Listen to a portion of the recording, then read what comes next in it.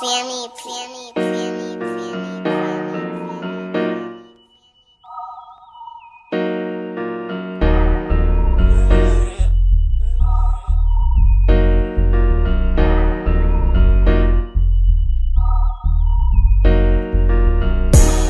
God, please don't let me relapse and return to the evil that men do. Father God, I pray and ask that you help me to have mercy on others the same way I would want you to have mercy on me. Father God, I also ask that you help me to be quick to forgive and slow to get angry. Amen, amen, amen. These young dudes out here don't respect shit until you put the barrel in their ear and let the text spit. I just might catch a case on my next hit, remove their whole face on some special effects. Look who I got with me today, man. I got the one, I got the only, Banky Pound, man. Banky Pound then pulled up and made a trip to California, man. So what's going on? Man, I'm up here in Cali, man. You know I couldn't come up here without stopping and seeing you, man. So I'm out here on Venice Beach with 16 in life, man. Cali for the first time, man. Showing me love, man. I appreciate it, man. You already know what it is. Yes, sir. You already know I had to pull up on you and check you out, man. So absolutely. By this being your first time in Cali, what you think about it, man? Man, I think it's huge. I think it's huge. It's big. You know, I done seen a lot of strange stuff out here. But I've seen a lot of strange stuff, man, you know. But, coming out of D.C., man, I seen strange stuff when I was younger. But by me being gone so long, it's so different now. But, you know what I'm saying, to see this stuff like this, man, it just, it's eye-opening, man. Just keep your head on the swivel. You seeing people sleeping on the streets, people walking up to you. See, dude just got me on the joke, got me, hand me a CD, and then he asked for the money, right? So I said, yeah, he got me, you know. They slick out here. Yeah, they tough, man. They stay down on you, but it's a beautiful, man. It's beautiful out here, man. My son is out here, man. Most definitely got to come back down here with my son. Shout out Hollywood Trail, man. It was his birthday yesterday, man. So yeah, it's beautiful, man. I'm definitely coming back, man. Most definitely. And then real quick, like he said, his son, Hollywood Trail, he stay out here in LA. So if y'all definitely want to have some videos shot and get at him, man, Hollywood Trail, I definitely gonna have his information in the link in the description. So anyway, man, you say you came down to visit your son for his birthday and stuff. Yeah. So you told me you hit Rodeo Drive. What was going on down there? Oh man, I went to Rodeo Drive, man, and what is it? I think it was Melrose and Bel Air and all that, man. I'm just looking at everything that I can't afford. You know what I'm saying? But you definitely on your way, man. It was motivation, though. It was straight motivation, right? I went by the one store, man. I think I went by the Richard Mille store, man. They got watches in there for $1 million and all of this.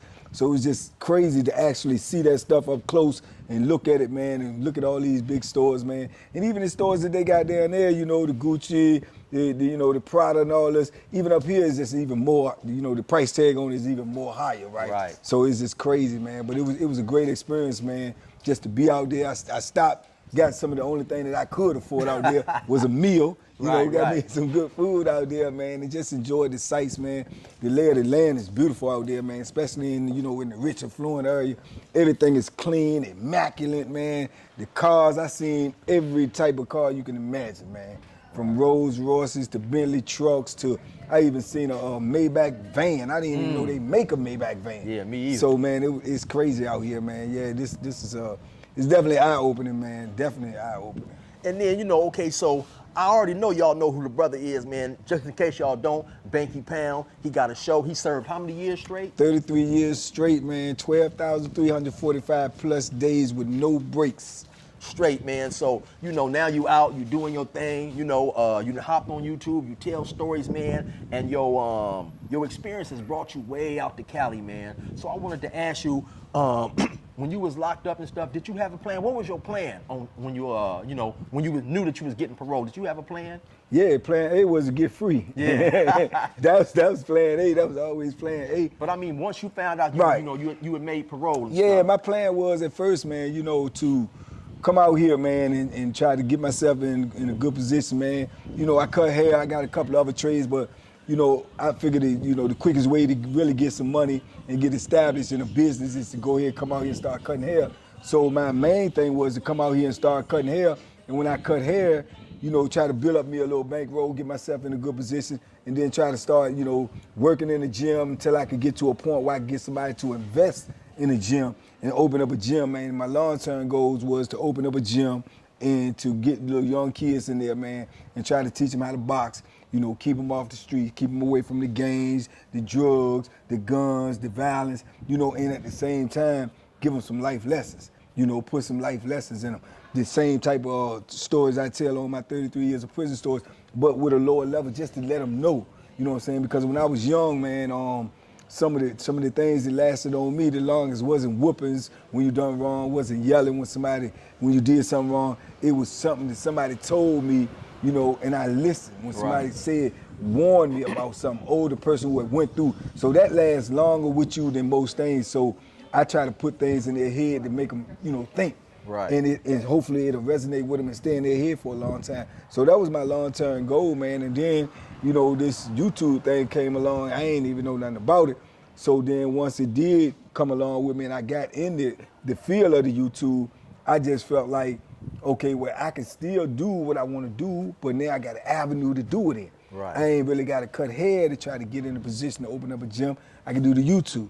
You see what I'm saying? Same plan, different path. Well, let me ask you a question. How did you, I just spoke about how I started off doing YouTube. How did you start off and get into it?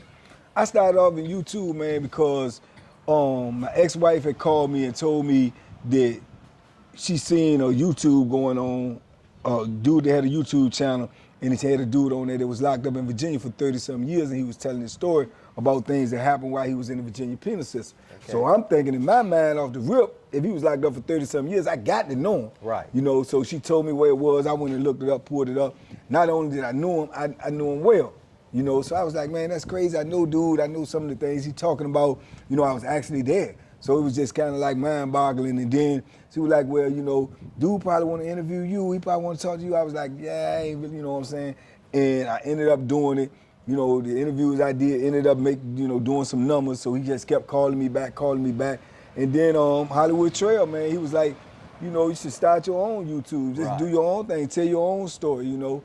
And I ain't know how to do that, you know. So he helped facilitate that, got that up off the ground, man. And by all the blessings, man, it just took off and started where people was listening. Once I knew people was listening, like I say, talk to me, I talk back. You know what I'm saying? So I just kept on talking, man. And you know, I'm blessed, man. I got, you know, 54,000 is the last time I checked.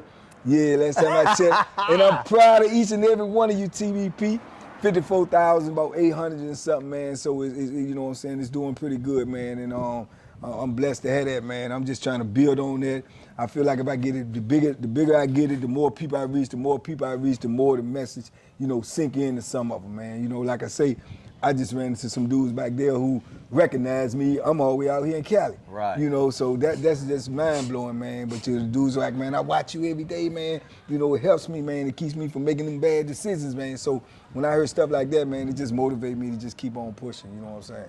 And then, you know, I'm always checking your page out, man. For sure. And I started recently, you done started a cooking channel. And that Oh, first one yes, big yes, numbers, yes, man. man. So how's that, man? I see Man. you branching off, which is good. Yeah, you know, because when I first started, you know, on the other platform, what I was doing was I was telling stories and I was cooking.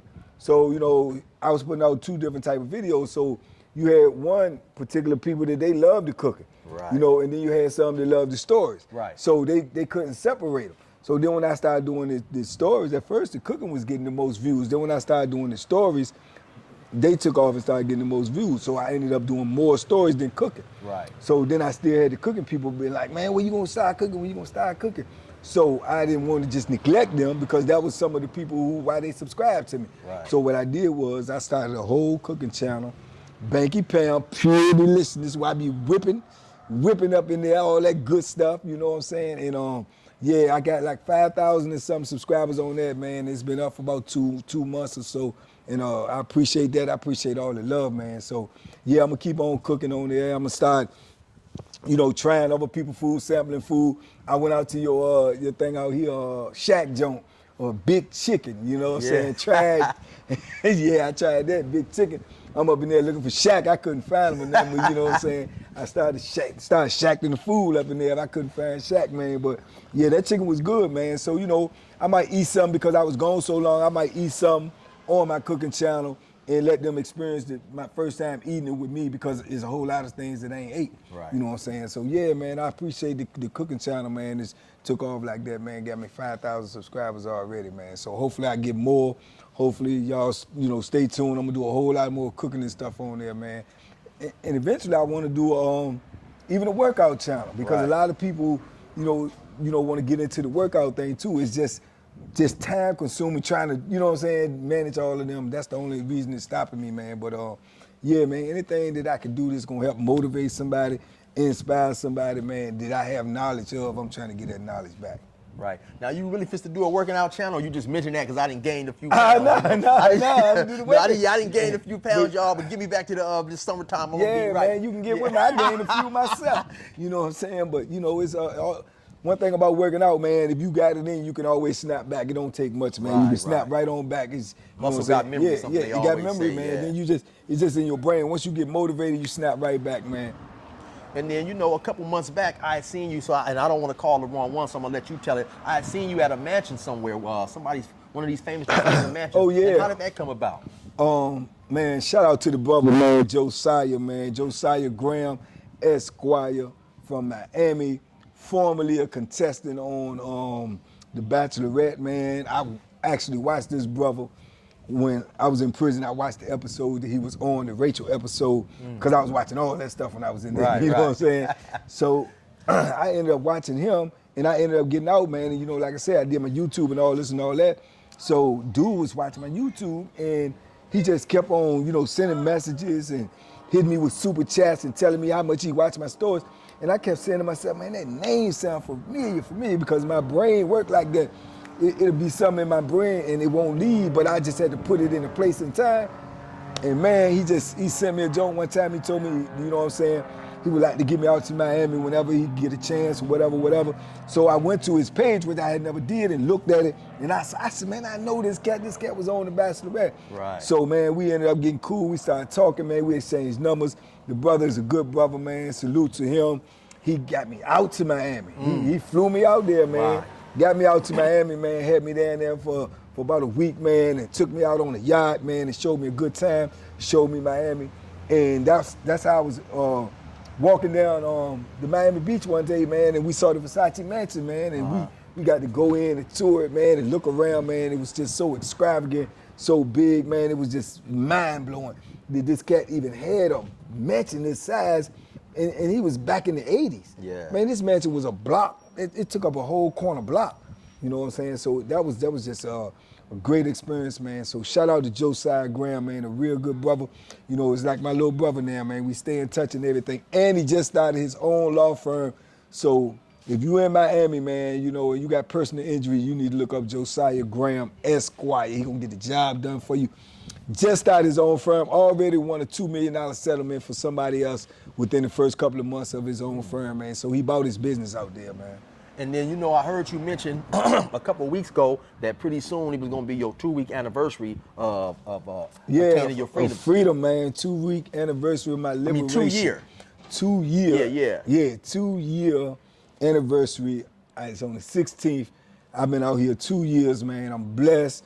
I'm humble, man. It seemed like, this time just flew by, but when you was in there, it was moving so slow. At the snail's pace, but you know what I'm saying? It's just a blessing to be out here, man. To be out here, to be able to talk to you, to be able to be in Cali, to be able to have 50-something thousand people listen to me. It's a blessing, man. And you gotta take that stuff in stride, man. Don't take it for granted, man.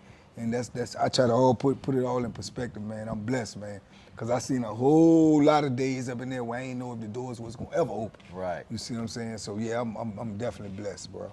So for you to be out for 2 years, man, and so now you can have some time, to gather your thoughts and stuff. What do you appreciate most, My family, man, just to be able to be around my grandkids, my son, my daughter, my mother, that right there is the biggest blessings, man, you know what I'm saying? Because of the simple fact that when you in there and you in a hate factory, you around people every day that don't care if you live or die.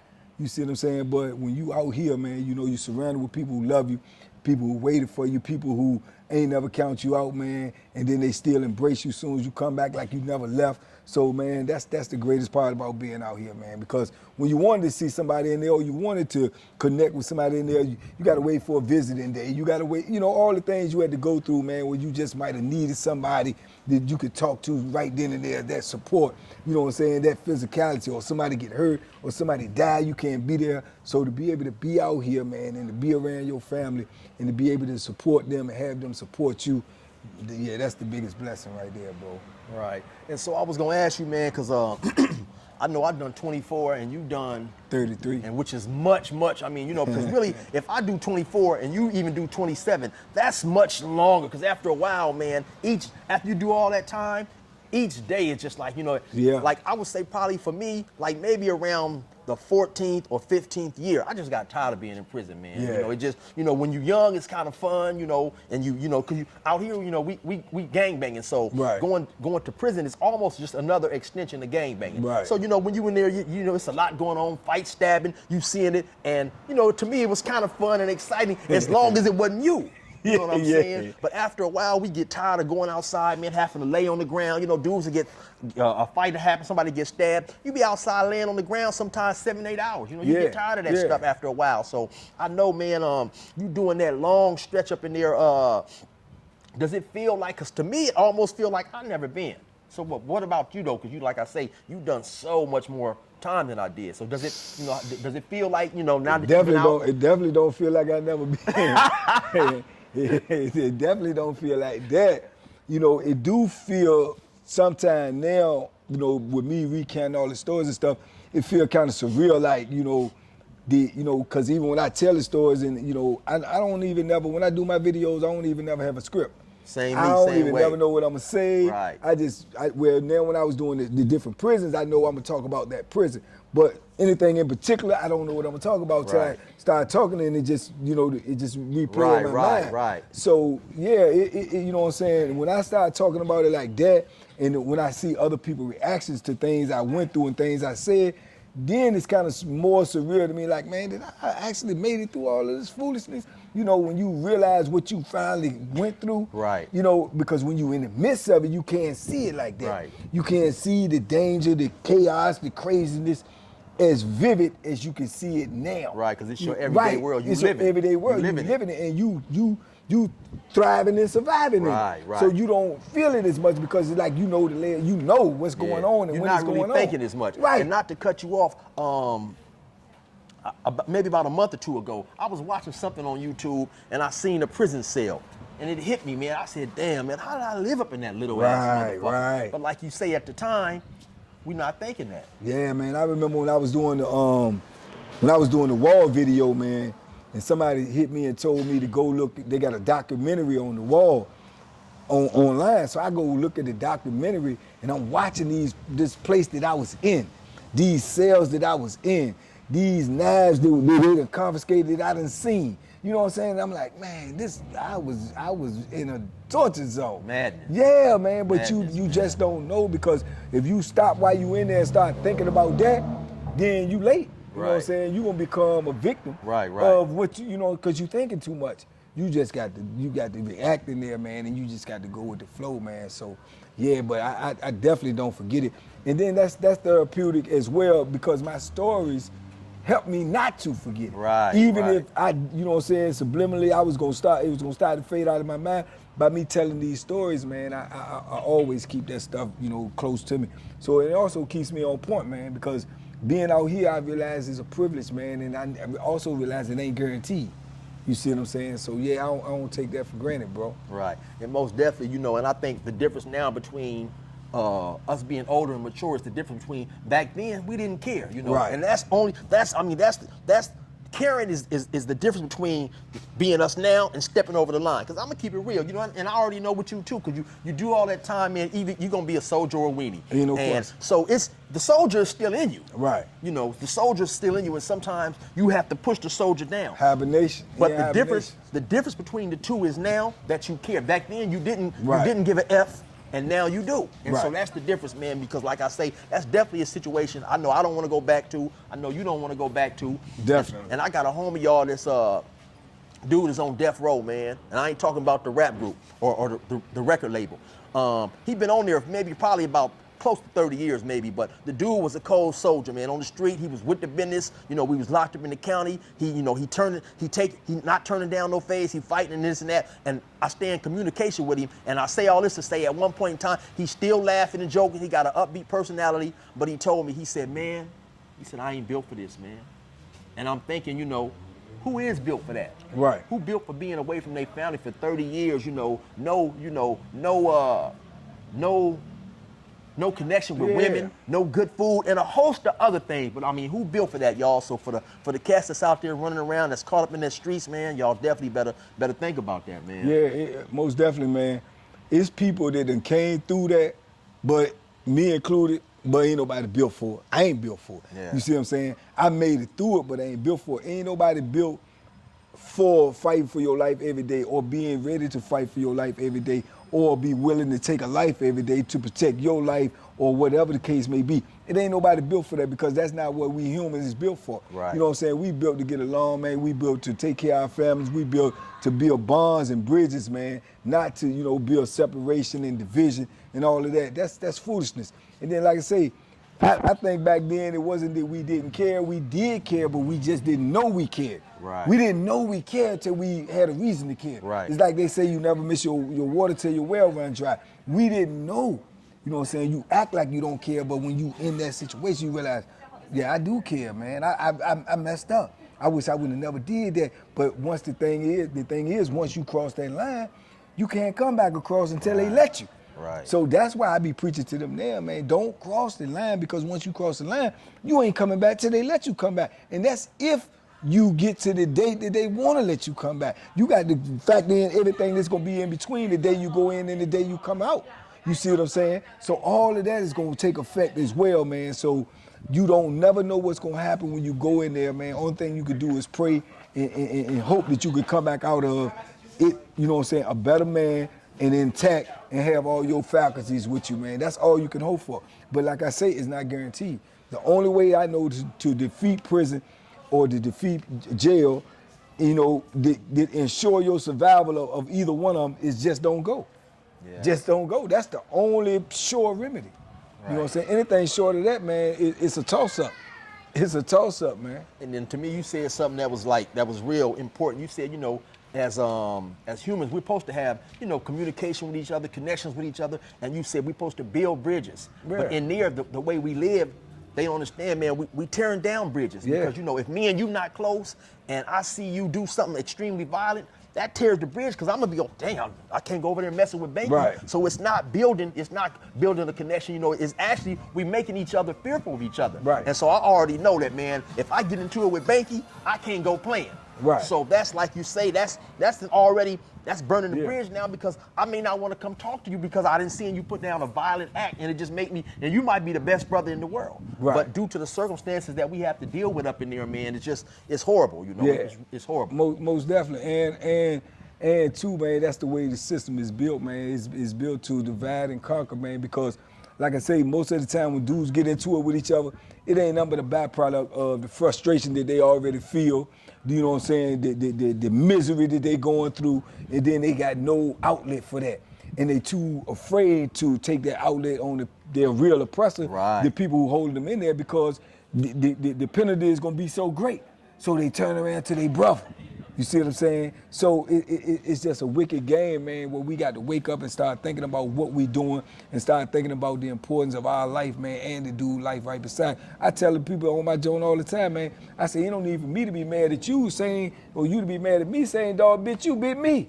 Yeah. We in the same position. Right. You know what I'm saying? These people got their foot on both our neck, but me and you trying to kill each other and make their job even that much easier. You see what I'm saying? So it's just a thinking process, man. And like I said, when I was young, I ain't understand that. I was a part of the problem, definitely not a part of the solution, because I was living like that. You know, I ain't care. I want any dude to oppose me, so be it. Right. You know what I'm saying? But I understand that now. I see that now in retrospect. You know, I was in a different state of mind, and I had to change my mindset, man, to change my life, dog. You know, and we all do. We got to change your mindset, man. That's the only way you can get that backwards thinking out your head, man, is to change your mindset, change your point of view, the way you look at things, man. So, you know, like I said, that's what I be preaching on my channel, man. Try to reach these young people, let them know, bro, you ain't got but one life. You can't get that back. Right. When it's gone, it's gone. And then you made a good point too when you said something about how divide and conquer. And you know, in California, like me, I had life. And so in order to get parole, the parole board likes, you know, they like to see us on a lower security prison. Right. Because it shows that we've been staying out of trouble. Yeah. And we can, you know, we can basically intermingle with other people. But Right. the bad thing about dropping to the lower levels is you have dudes who have less of the convict mind state and they got more of the inmate state. Right. And they definitely, okay, so you may have a cell phone. I do something dumb, the police will say, okay, well, we're gonna search everybody's cell. And then they find your cell phone, then you will come and get mad at me. And the Right. police would do that a lot. They would, you know, or me and you cellies, I do something dumb on the yard, they come in, they Shake the search the cell, cell, yeah. they intentionally leave my stuff alone and throw your stuff all on the Right, ground. right. You know, and so the police play those tactics, but the cold part about it is a lot of us, we fall into the stuff. Yeah, man, absolutely. You know? And we know that the police is trying to pit us Right. against each other. And that's what I saw a lot on them lower levels, and it was sad. You know? Yeah, it's everywhere. It's on the higher levels too, because like I say, it's a form of brainwashing and conditioning, man. You know, we conditioned to go at each other. You know, we conditioned to beef with each other. We conditioned to hate each other. But we all in the same boat. Right. But the people that's enforcing the rules, the people that's dragging us, the people that's shooting us, the people that's beating us, the people that's chaining us up, we keep that aggression away from them because Right. we feel like, oh, it's the price too big to pay. Right. You know what I'm saying? So it's a form of brainwashing, man. You know, and I'm not saying just go at the police. I'm saying don't go at nobody. Try to get your mind right while you in there. Try to get your freedom back. Right. Try to, you know, use that same aggression to going in the law library, that same aggression to, you know, searching something to try to find out a loophole in your case. You know what I'm saying? To building up your body, building up your mind. Use that aggression in a different form besides turn down anything, man. Feed the positive, starve the negative. Yeah. You see what I'm saying? Right, most definitely. Now I got another question for you, man. You got a bit of good news for yourself. I'm extremely happy for you because, like I say, man, you a brother. I feel like me and you, we've been through a whole lot. For sure. From the time I met you, even before I came to Virginia, we talk on the phone. It was just like we had been Yeah. knowing each other all our life. Brothers man. in the struggle, Yeah, brother. Brothers in the struggle, man. So I was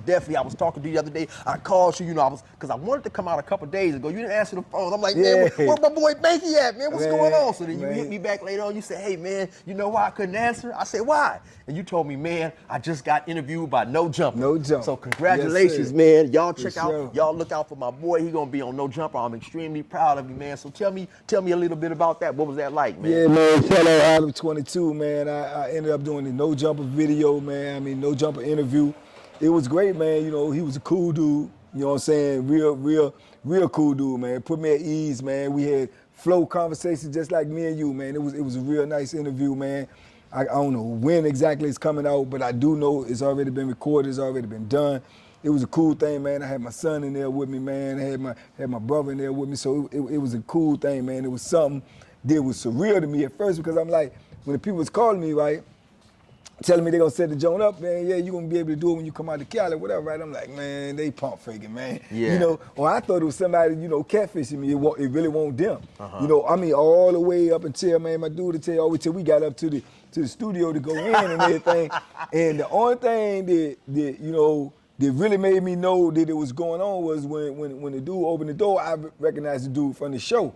So I was all the way there and said, oh, this joint might be real. Right. You know what I'm saying? Then I walk all the way up in the joint, man, and when I walk up in the joint and I see Adam, I'm like, man, this joint is real. Yeah. So, man, yeah, it was a good experience, man, and you know, hopefully to get, you know, the channel much more exposure, man, where more people can come and get this good content we got over there, man, this good positive energy, man. So, yeah, man, shout out to No Jumper, man, because like I say, when nobody checking for Banky, No Jumper hit Banky up, so no matter where it go from here, man, they gave me a shot, man, so salute.